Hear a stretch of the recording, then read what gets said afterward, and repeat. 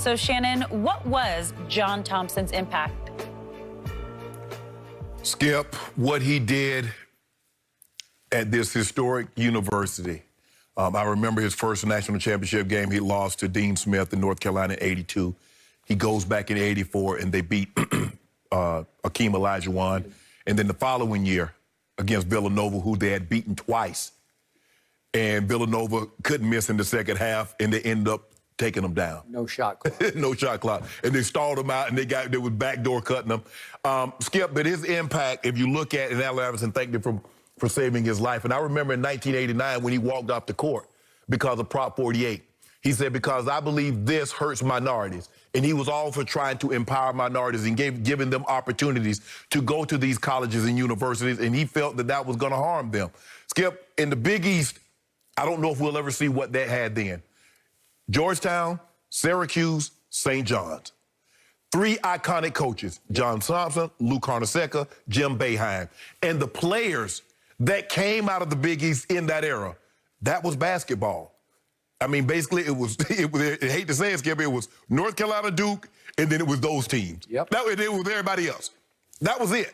And John Thomson's impact, Skip, and I think the thing is, and I hate using this, and he hated it, but as an African-American, to have the kind of cachet, to have the kind of clout that he had, people looked at him like a Coach Smith. They looked at him like a Coach K. He had that kind of cachet, Skip. He did. And what he brought, Skip, a lot of young black men, not only old basketball careers, but their lives, because he was the father figure that a lot of these young men did not have. And they embraced him as such. And he was brutally, brutally honest with them. So he's going to be sadly missed, Skip, but his impact on the game is going to be unmatched.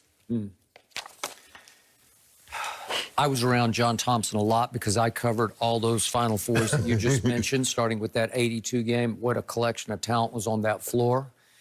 What a shootout that night was. Finally won by some kid named Mike Jordan. Yeah. Made a 18-foot jumper that was a signal of what was to come. Launched him. It did. John Thomson, to me, was a literally towering figure. He was 6 feet 10 inches tall, with a voice that game was played in the Superdome. His voice could echo around the Superdome. Yeah. The baritone that he had. It was commanding and compelling. Yes. And piercing. And this man, I love men who have the courage of their convictions, especially when they're up against it. And he was up against those legendary coaches, and he was not afraid of one of them. Nope.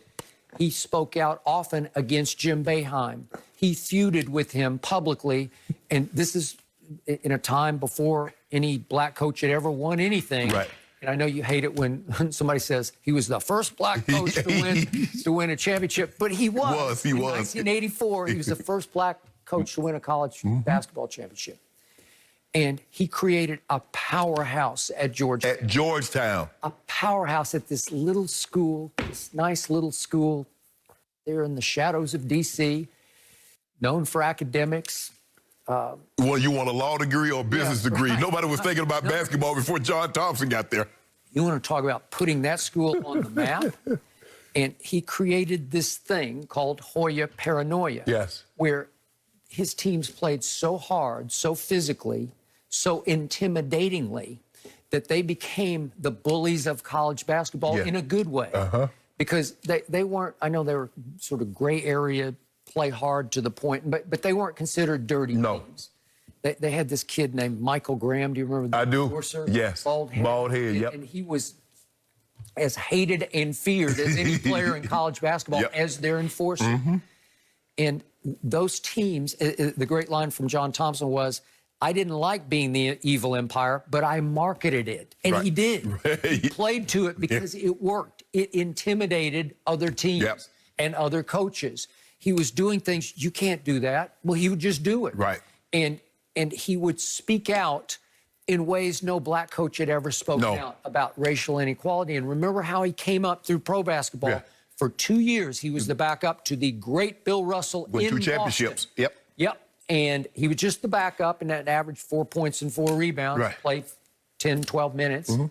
But he experienced firsthand what Mr. Russell was going through in the city of Boston in the mid-'60s when it came to racism. Right. He knew it, he felt it, and he raged against it. And he went to Georgetown and continued to fight against it.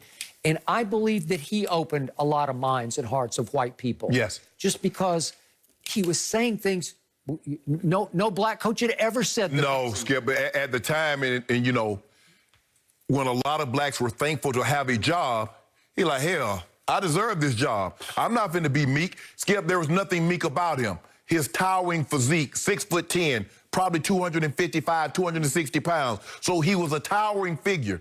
And he had a voice. He voiced his opinion. You never had to worry about, I wonder what Coach Thomson thinking.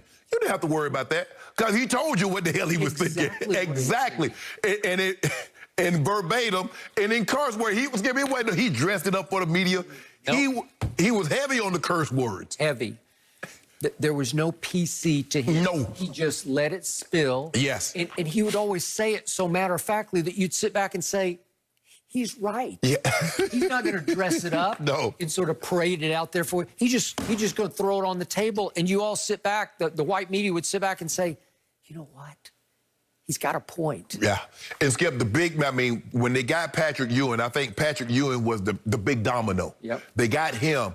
Well, Sleepy Floyd was there before, but I'm saying for big men. And the next thing you know, here come Dikembe Mutombo, and here come Alonzo Mourning, and it was a string of big men to come through. And he had Allen Iverson, he had Reggie Williams, and those teams, as you mentioned, they played hard. They were physical. You were not getting anything cheap to the basket, Skip. That was not going to happen. First of all, Patrick Ewing was going to throw about 12 rows up in the stands. Because remember, Skip, I think if I'm not mistaken, the first 10 points that Carolina got were on goal tens by Patrick Ewing. He was trying to send a message. Yep. He was trying to send a message like, nothing easy is coming up in here. And you know, they called him for the goaltending. But Coach Thomson, Skip, his impact, what he meant to Georgetown, what he meant to D.C., you know, they had his son to try, but it's kind of like if you had Coach Wooden's son to try to coach at UCLA. Skip, it's him.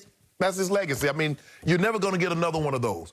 And the towel, Skip, you remember, he was known for having that towel thrown across his shoulder. Because he was sweating up a storm. It was hot in there, probably didn't have air conditioning in that gym, and he was sweating up a storm. He made his towel more famous than Jerry Tarkanian's towel. He did. Biting on his, yes. But Coach Thomson, man, it was been a tough weekend, Skip. You know, with Chadwick Boseman and Cliff Robinson and Lute Olson. And Skip, and my condolences and prayers go out to all the families that are affected and the loved ones and friends. But Skip, you never know what a person's going through. Now, Chadwick Boseman, he filmed Black Panther, 21 Bridges, I just can't imagine. Marshall, The Bloods, the Marvel movies, all of that while dealing with that. And then everybody would talk about, but he on crack. You never know. Shh, be quiet. Don't speculate. That man is going through things. Skip, and never said a word. When I saw Skip at first, because when it came up on his thing, because I follow him on social media, and it's like, this can't be fake on his page. You know, somebody else, I'm like, is this real? I didn't know he was sick. You know, Skip, I saw him losing weight. I'm thinking he's getting ready for a role. Yep. He was a powerhouse. He was just getting started. And so was Coach Thomson. Yep. And rest in peace. Rest in peace. And God bless you for all that you broke through and accomplished. Yes. Yep. We lost some beautiful souls this weekend, as you guys mentioned, and they will be missed by all. But we are switching gears now back to the NFL because we got our first glimpse at Cowboys at AT&T Stadium this weekend, but there was something very unique about it. We're going to share that footage next.